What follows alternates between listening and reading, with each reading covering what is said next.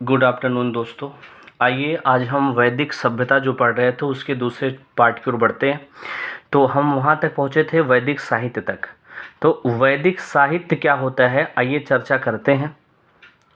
तो जो वैदिक साहित्य है इसी को हम क्या कहते हैं, श्रुति भी कहा जाता है। इसी को हम श्रुति भी कहा जाता है या वैदिक साहित्य भी कहा जाता है। श्रुति का मतलब हो जाता है जिसको सुन के लिखा जाए, वही है जिसको जैसे लिख देते हैं, जिसको सुनकर लिखा गया हो, सुनकर लिखा जाए उसी को क्या कहा जाता है, श्रुति साहित्य भी कहा जाता है। तो वैदिक साहित्य कितने होते हैं, 4 प्रकार के पूछा जाता है एग्जामों में सीधे। तो वैदिक साहित्य 4 होते हैं। एक हो गया वेद, दूसरा हो गया ब्राह्मण, तीसरा आपका हो जाएगा आरण्यक और चौथा हो जाएगा उपनिषद। ये 4 क्या हैं, वैदिक साहित्य हैं। हम सबसे पहले इसमें क्या पढ़ेंगे, वेद के बारे में पढ़ेंगे। वेद का शाब्दिक अर्थ क्या होता है, जो पिछली बार के पेट में आया था, जिसका शाब्दिक अर्थ होता है ज्ञान राशि, या इसी को ज्ञान का भंडार भी कहा जाता है। ज्ञान का भंडार भी कहा जाता है, ठीक है। और जो वेद है इसकी रचना किसने की है, तो याद रखिएगा वेद जो है अपौरुषेय है, अपौरुषेय है या फिर नित्य है। इसको किसने लिखा नहीं है, याद रखिएगा ये कोई किसने लिखा नहीं है, ये क्या है, दैवीय ज्ञान का अंश है। दैवीय ज्ञान का अंश है ऐसा कहा जाता है। ये वेद के बारे में किसने लिखा नहीं है। जैसे मान लीजिए एक कमरा है, एक कमरे में कुछ किताबें आपके इतिहास की बिखरी पड़ी हैं, कुछ किताबें गणित की बिखरी पड़ी हैं, कुछ किताबें आपके सामाजिक विज्ञान भूगोल की बिखरी पड़ी हैं। तो कोई आए इतिहास का अलग कर दे, सामाजिक विज्ञान का अलग कर दे, भूगोल का अलग कर दे, अब भी आपके गणित का अलग कर दे। तो वैसे ही यहाँ पर भी किया गया। तो वो किसने किया है, ऐसे करने वाले को क्या कहा जाता है, संकलनकर्ता कहा जाता है। तो ये संकलनकर्ता कौन थे, तो याद रखिएगा महर्षि वेदव्यास। महर्षि कृष्ण द्वैपायन थे, बाद में इन्हीं को क्या कहा जाता है, वेद व्यास कहा जाता है, वेद के संकलन के कारण, ठीक है। तो वेद कितनी होती है अगर पूछ ले, तो वेद होते हैं 4 प्रकार के। चारों का नाम क्या क्या, तो सबसे पहला बात करेंगे हम ऋग्वेद की, दूसरी होती है याद रखिएगा यजुर्वेद, तीसरा बात करेंगे सामवेद, और चौथा हो जाएगा आपका अथर्ववेद। तो ये 4 वेद होते हैं, ऋग्वेद, यजुर्वेद, सामवेद, अथर्ववेद। ये इधर के जो 3 हैं इन्हें क्या कहा जाता है, वेद त्रयी कहा जाता है। वेद त्रयी कहा जाता है, याद रखिएगा। इन सभी में आपके ये अथर्व, इन सभी में यज्ञों की चर्चा है, देवी देवताओं की पूजा कैसे होती है उसकी चर्चा है, इसलिए इसे क्या कहा गया, वेद त्रयी कहा गया है। आइए हम बात करेंगे सबसे पहले ऋग्वेद की। ऋग्वेद की बात करते हैं, एग्जाम में क्वेश्चन आ जाएगा कौन सा वेद त्रयी नहीं है, तो अथर्ववेद वेद त्रयी नहीं है। ऋग्वेद की बात करें तो ऋग्वेद में सबसे पहला बात करेंगे सबसे प्राचीन वेद कौन सा है।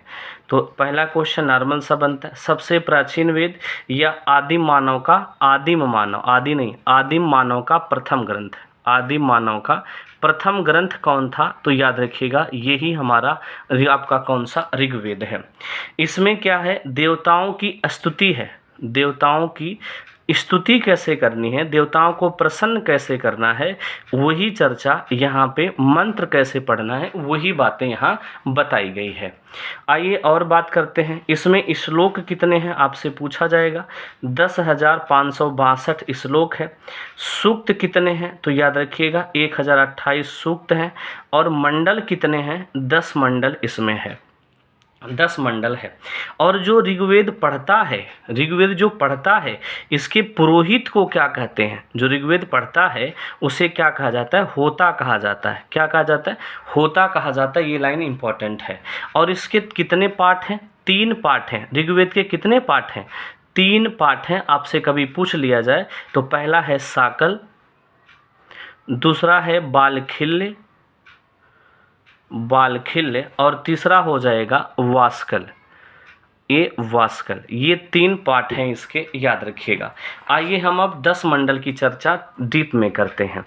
10 मंडल की चर्चा करें तो 10 मंडल में सबसे पहले मंडल की बात करें तो याद रखिएगा, जो 10 मंडल है ये अब दिखेगा जो 10 मंडल है, इस 10 मंडल में 2 से लेके 7 तक ये सबसे पुराना है।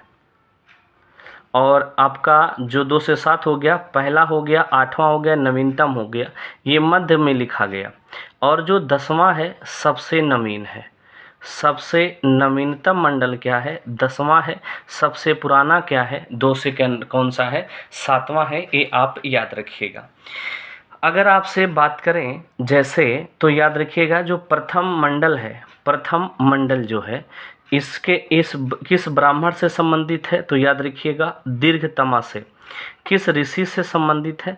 ऋषि से संबंधित पूछा जाता है अच्छे एग्जामों में, तो क्या पता आप में भी आ जाए। ऋषि से संबंधित है, दीर्घतमा से। दूसरा मंडल बात करें, द्वितीय मंडल किससे संबंधित है?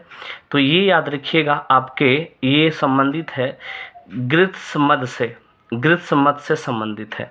तीसरा मंडल किससे संबंधित है? याद रखिएगा विश्वामित्र से संबंधित है। चौथा मंडल किससे संबंधित है? तो याद रखिएगा वासुदेव से संबंधित है।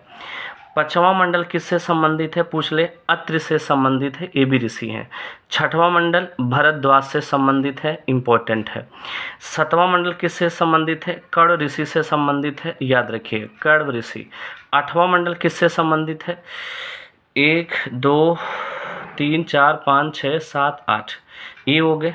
तो अगर आपसे पूछे 8वां मंडल किससे संबंधित है, सॉरी ये 7वां मंडल जो है आई थिंक वशिष्ठ से संबंधित है, और जो 8वां मंडल है ये कर्ण से संबंधित है। 9वां मंडल किससे संबंधित है? तो याद रखिएगा पवमान से संबंधित है। और जो 10वां मंडल हमारा है, 10वां मंडल जो हमारा है ये महासूक्त से संबंधित है, महासूक्त से संबंधित है। तो ये ऋषि हो गए। आइए हम कुछ इसमें स्पेशल बात करते हैं। तो जो आपका ये तीसरा मंडल है ना, ये तीसरा मंडल जो है इसमें किसके बारे में बताया गया है? तो याद रखिएगा इसमें बताया गया है गायत्री मंत्र का उल्लेख है। किसके बारे में? गायत्री मंत्र का उल्लेख है आपके इस तीसरे मंडल में। इसी तीसरे मंडल में गायत्री मंत्र का उल्लेख है। और गायत्री मंत्र किस देवता को समर्पित है? सूर्य देवता को गायत्री मंत्र क्या है? समर्पित है। ये लाइन इंपॉर्टेंट हो जाती है। चतुर्थ मंडल में कृषि से संबंधित है। चतुर्थ मंडल किससे संबंधित है? कृषि से।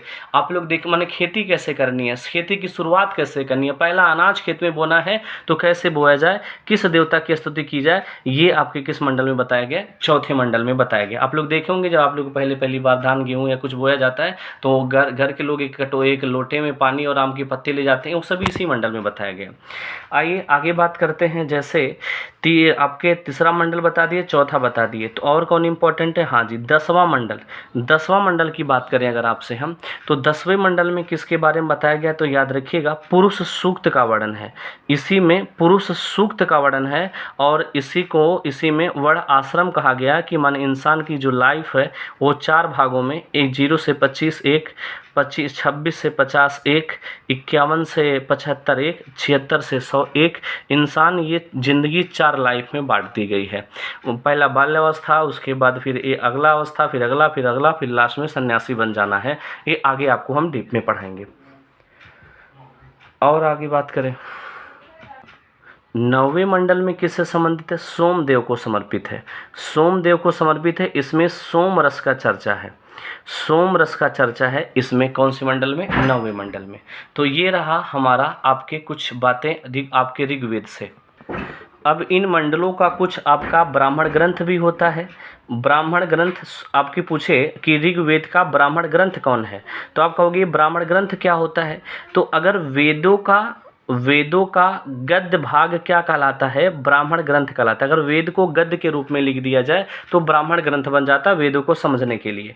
तो ऋग्वेद के 2 ब्राह्मण ग्रंथ हैं। ऋग्वेद के 2 ब्राह्मण ग्रंथ है, पूछा जाता है।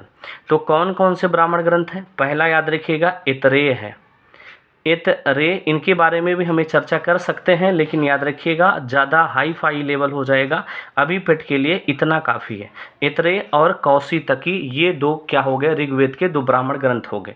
ऐसे ही ब्राह्मण ग्रंथ के सिवा एक और होता है अरण्यक ग्रंथ है। ये भी आपके ये होता है जंगलों में गुरु के पास बैठ के लिखा जाता है, जंगलों में लिखा जाता है, इसलिए इसे वन पुस्तक भी कहा जाता है। जंगलों में लिखा जाता है, ये वन पुस्तक है। ये भी कितने होते हैं, ऋग्वेद के दो अरण्यक ग्रंथ हैं। कौन कौन से, एक वही पुराना नाम इतरे और कौशितकी, ये दो नाम आपको याद रखना है। ये ऋग्वेद के दो क्या हैं, अरण्यक ग्रंथ हैं। और एक होता है उपनिषद। उपनिषद को क्या कहा जाता है, वेदांत भी कहा जाता है। बात समझ में आया। उपनिषद कितने हैं, याद रखिएगा 108 उपनिषद हैं, जिसमें से 12 महत्वपूर्ण हैं। 12 क्या हैं, महत्वपूर्ण हैं। और एक पॉइंट याद रखिएगा, ऋग्वेद के कितने उपनिषद हैं। उपनिषद का मतलब होता है, उप माने होता है पास, निषद माने होता है बैठकर। उप माने होता है पास, निषद माने होता है बैठकर। अगर गुरु के समीप बैठकर जो लिखा जाए वही है उपनिषद। तो ऋग्वेद के कितने उपनिषद हैं, तो 2 उपनिषद। यही दोनों याद रखिएगा, यही दोनों ऋग्वेद के उपनिषद भी हैं, ब्राह्मण भी हैं और आपके अरण्यक ग्रंथ भी हैं। सबसे इंपॉर्टेंट बात आपको हमने सीधे बता दिया कि ऋग्वेद के जो भी हैं सब यही की जगह पे आपके सामने हैं। तो ये रहा ऋग्वेद के बारे में डीप में चर्चा। आइए हम दूसरे वेद को उठाते हैं। दूसरा वेद हमारा है सामवेद। सामवेद की चर्चा करें तो सामवेद को क्या कहा जाता है, नाम से पता चल रहा है संगीत का जनक कहा जाता है। संगीत का जनक कौन सा वेद है, तो याद रखिएगा सामवेद। अगर आपसे बात करें, ये सबसे कम महत्व का है, सबसे कम ऐतिहासिक महत्व वाला है। पूछा जाए कि सबसे कम ऐतिहासिक महत्व वाला वेद कौन सा है, तो ये याद रखिएगा सामवेद। और अगर आपसे बात कर लें, इसमें मंत्र कितने हैं, तो 1549 मंत्र हैं। अगर इसको जो गाता है, जो पढ़ता है, जैसे उसको होता था ऋग्वेद का, ऐसे इसको जो पढ़ता है, गाता है, उसे क्या कहते हैं, तो याद रखिएगा उद्गाता कहते हैं। क्या कहते हैं, उद्गाता कहते हैं। जो पढ़ता है या गाता है ऋग्वेद सामवेद को, उसे क्या कहेंगे, उद्गाता कहा जाता है। अगर आपसे बात करें इसकी कितनी शाखा है, तो इसकी भी 3 शाखा है। पहला है कौथुम, दूसरा हो जाता है राणायनीय और तीसरा आपको बता दें जैमिनीय। ये 3 शाखा है किसके, आपके इस वेद की। आइए आगे बात करते हैं। अगर सामवेद के आपसे किसके बारे में पूछे, ब्राह्मण ग्रंथ के बारे में। ब्राह्मण ग्रंथ क्या होते हैं बता दिए कि वेदों का गद्य रूप क्या कहलाता है, ब्राह्मण ग्रंथ कहलाता है, वेद को समझने योग्य बनाने के लिए। तो ब्राह्मण ग्रंथ ऋग्वेद सामवेद के कितने ब्राह्मण ग्रंथ हैं, 2 है।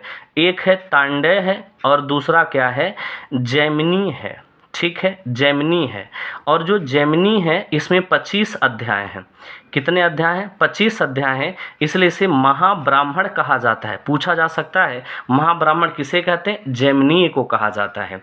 ब्राह्मण ग्रंथ अगर बात करें, इसके अरण्यक कितने हैं, पूछा जा सकता है कि ऋग्वेद आपके सामवेद के कितने अरण्यक हैं, 2 हैं। तो एक हो जाएगा आपका जैमिनी और दूसरा हो जाएगा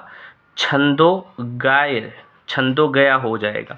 और ऐसे ही उपनिषद कौन से हो जाएंगे इसके, तो यही 2 जैमिनी और छंदोगया, ये क्या हो जाएंगे, उपनिषद हो जाएंगे किसके, ब्राह्मण ग्रंथ के। आइए हम यजुर्वेद की चर्चा करते हैं। तीसरे वेद की ओर बढ़ते हैं, यजुर्वेद। यजुर्वेद में यज्ञ का उल्लेख है, यज्ञ कैसे किया जाए, उसके बाद हवन का उल्लेख है, और कर्मकांड कैसे अगरबत्ती कपूर जलाया जाए, इन सभी का उल्लेख कहाँ पे है, यजुर्वेद में है। आइए बात करते हैं और आगे। और ये किसमें लिखा गया, गद्य और पद्य दोनों में लिखा गया है, इसलिए इसे क्या कहा जाता है, चंपू वेद कहा जाता है। मोस्ट इंपॉर्टेंट लाइन, चंपू वेद किसे कहा जाएगा, तो ये याद रखिएगा यजुर्वेद को। ये भी कितने भागों में बांटा गया, 2 भाग में बांटा गया है। एक है शुक्ल यजुर्वेद और एक है कृष्ण यजुर्वेद। 2 यजुर्वेद में बांटे गए, कृष्ण और शुक्ल में। याद रखिएगा, अगर आपसे पूछ ले शुक्ल का ब्राह्मण ग्रंथ कौन सा है, शुक्ल का ब्राह्मण ग्रंथ कौन सा है, तो याद रखिएगा शतपथ जो है ये शुक्ल का ब्राह्मण ग्रंथ है। इसके लेखक हैं, इसके रचयिता हैं याज्ञवल्क्य साहब हैं। ये लाइन इंपॉर्टेंट बन जाती है। और कृष्ण यजुर्वेद की बात करें तो इसके कौन है, तो याद रखिएगा तैत्तिरीय। इसका ब्राह्मण कौन सा है, तैत्तिरीय है। इसका ब्राह्मण कौन सा है, शतपथ है। ठीक है। आइए बात, यजुर्वेद को जो पढ़ता है उसके पुरोहित को क्या कहा जाता है? यजुर्वेद के पुरोहित को अथर्वयु कहा जाता है। क्या कहा जाता है? अथर्वयु कहा जाता है ऋग्वेद के पुरोहित को। बात क्लियर हो गई। इसके ब्राह्मण तो हमने बता दिया। इसके अड़क ग्रंथ कौन से हैं? तो अगर आपसे पूछे इसके अड़क ग्रंथ तो याद रखिएगा वही तैतरीय हो जाएगा और एक वही जो आपको हमने बताया था शतपथ हो जाएगा। ये लाइन इंपॉर्टेंट आपके लिए बन जाती है। आइए हम आगे बात करते हैं इसके उपनिषद की। तो इसका उपनिषद क्या होता है, आइए यहीं पे चर्चा कर लेते हैं। तो इसके उपनिषद को श्वेताश्वर कहा जाता है। किसके उपनिषद को? तो बताना, यजुर्वेद के उपनिषद को श्वेताश्वर कहा जाता है। आइए हम चौथे वेद की ओर बढ़ते हैं, जो आखिरी वेद हमारा है। आखिरी वेद हमारा हो जाएगा अथर्ववेद। आइए पढ़ लेते हैं इन भाई के बारे में भी, कैसा है ये अथर्ववेद। अथर्ववेद, आइए बात करते हैं। ये अथर्ववेद में क्या क्या बातें बताई गई? जादू टोना बताई गई, टोटका कैसे किया जाता है, किसी को वशीकरण कैसे करना है, ये सब अगर किसी को सीखना है तो भाई अथर्ववेद पढ़ो। ठीक है, देवी माई का मांगत है, ये सब जानना हो तो अथर्ववेद के बारे में आइए। और सबसे इसे क्या कहा जाता है? नवीनतम वेद। कौन सा वेद सबसे नवीन है? यही है।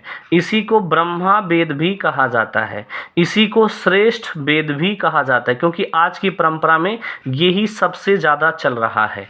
और याद रखिएगा सबसे लोकप्रिय वेद कौन सा है? सबसे लोकप्रिय वेद आपसे पूछ ले तो यही सबसे लोकप्रिय वेद है, सबसे इम्पोर्टेंट हो गया। कितने अध्याय में है? 20 अध्याय में बांटा गया है, 731 सूक्त में है ये, और याद रखिएगा 6000 मंत्र में बांटा गया है अपने अथर्ववेद को। आइए और बात करते हैं इसकी कितनी शाखा है। तो याद रखिएगा इसकी 2 शाखा है। एक शाखा का नाम है शौनक और एक शाखा का नाम है, याद रखिएगा, पिप्पलाद। ये पिप्पलाद इसकी 2 शाखा हो गई। ठीक है। इसका ब्राह्मण ग्रंथ क्या है? इसके ब्राह्मण ग्रंथ क्या होते हैं? तो याद रखिए गोपथ इसका ब्राह्मण ग्रंथ है। और अगर आपसे बात करें इसका ऐड़क ग्रंथ कौन सा है, तो सबसे इंपॉर्टेंट बात, इसका कोई ऐड़क ग्रंथ नहीं है। पूछ लिया जाएगा किस वेद का कोई ऐड़क ग्रंथ नहीं पाया जाता, तो अथर्ववेद का। इसका उपनिषद क्या है? आइए उपनिषद की बात कर लेते हैं। जो गुरु के समीप उप माने होता है, पास, निषद माने होता है बैठकर। गुरु के समीप बैठकर जो लिखा जाए उसे उपनिषद कहते हैं। अगर आपसे बात करें तो कौन सा उपनिषद है? मुंडको उपनिषद, जो सबसे ज़्यादा फेमस आप देखे होंगे। इसी में से क्या लिया गया है? सत्यमेव जयते लिया गया है। यहीं से क्या लिखा गया? सत्यमेव जयते लिया गया है। और सबसे छोटा उपनिषद, सबसे छोटा उपनिषद कौन सा है? मुंडको उपनिषद है। और इसको क्या कहा गया है? यज्ञ को जो है, जो आप लोग यज्ञ करते हैं, यज्ञ को टूटी फूटी नौका कहा गया है।